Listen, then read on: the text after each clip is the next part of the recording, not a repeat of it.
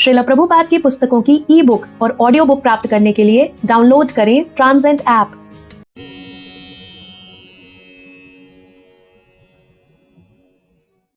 हम श्री कृष्ण पुस्तक के 18वें अध्याय को आरंभ करते हैं, जिसका शीर्षक है प्रलंबासुर का वध। विनाशकारी अग्नि को बुझाकर श्री कृष्ण पुनः अपने मित्रों, परिजनों, गायों, बछड़ों और बैलों से घिरकर और उनके गायन से महिमा मंडित होकर वृंदावन में प्रविष्ट हुए, जो सदैव गायों से परिपूर्ण रहता है। जब श्री कृष्ण और श्री बलराम वृंदावन में ग्वालों और गोपियों के मध्य आनंद ले रहे थे, तो क्रमशः ग्रीष्म ऋतु आ गई। भारत में ग्रीष्म ऋतु का स्वागत कोई नहीं करता, क्योंकि वहां इस मौसम में अत्यधिक गर्मी पड़ती है। किंतु वृंदावन के सारे लोग प्रसन्न थे, क्योंकि वहां ग्रीष्म ऋतु वसंत की भांति प्रकट हुई थी। श्री कृष्ण और श्री बलराम के वहां रहने के कारण ही ऐसा हो सका, क्योंकि वे दोनों ब्रह्मा और शिव जी के भी नियामक हैं। वृंदावन में अनेक झरने हैं, जिनसे निरंतर पानी बहता रहता है, और उनकी ध्वनि इतनी मीठी होती है कि इसमें झींगुरों की झनकार भी दब जाती है। सर्वत्र जल बहने के कारण वृंदावन सदैव अत्यंत हरा भरा और सुंदर दिखता है। वृंदावन वासी सूर्य की झुलसाने वाली गर्मी से या अधिक ताप से कभी भी विचलित नहीं होते। वृंदावन की झीलें हरी घास से घिरी रहती हैं, और उनमें कहलार, कंज और उत्पल जैसे नाना प्रकार के कमल पुष्प खिलते रहते हैं। वृंदावन में बहने वाली वायु कमल के मकरंद कणों को अपने साथ उड़ा ले जाती है।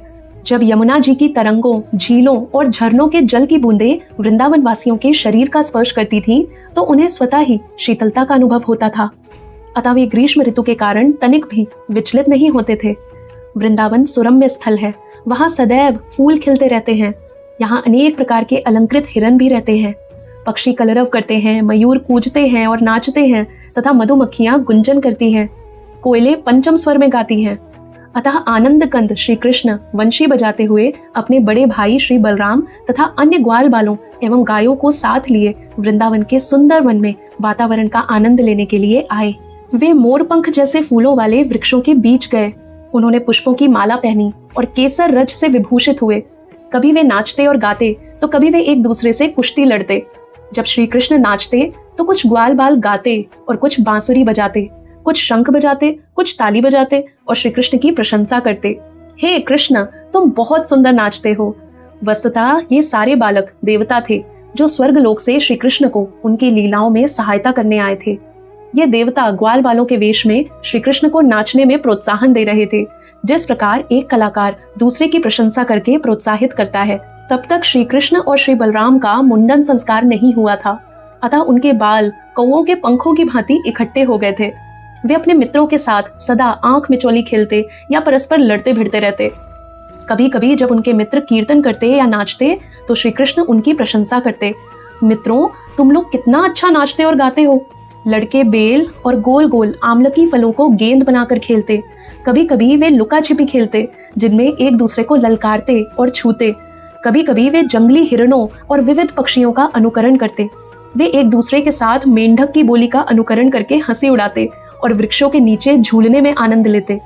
कभी कभी वे परस्पर राजा और प्रजा का खेल खेलते। इस प्रकार श्री कृष्ण और श्री बलराम अपने मित्रों के साथ सभी प्रकार के खेल खेलते और नदियों, सरोवरों, सुंदर वृक्षों तथा उत्तम फूलों से पूर्ण वृंदावन के सुखदायक वातावरण का आनंद लूटते।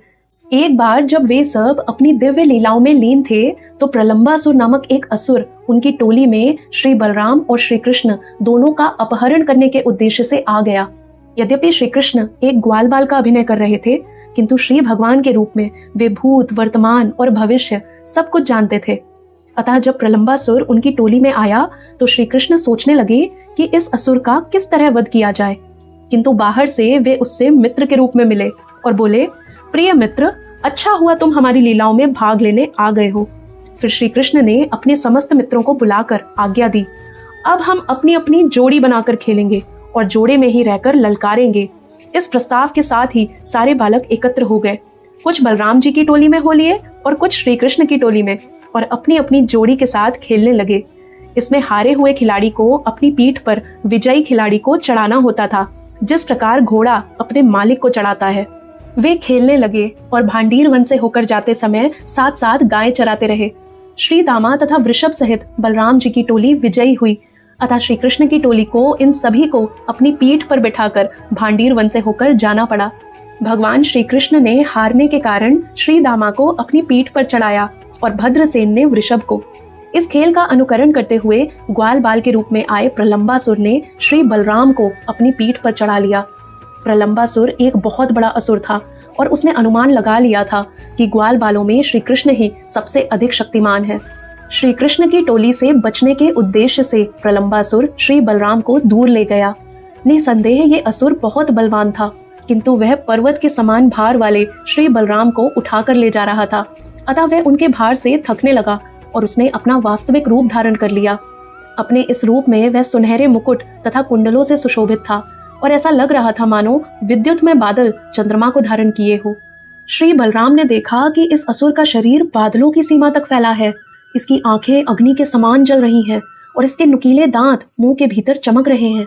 पहले तो श्री बलराम इस असुर को देखकर चकित हुए और सोचने लगे, ये कैसे हुआ कि अचानक से यह ग्वाल बाल इस तरह से बदल गया।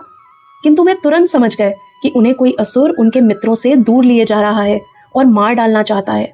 अतः उन्होंने तुरंत ही असुर के सिर पर उसी प्रकार मुष्टि प्रहार किया जिस प्रकार इंद्र पर्वत पर अपना वज्र प्रहार करते हैं।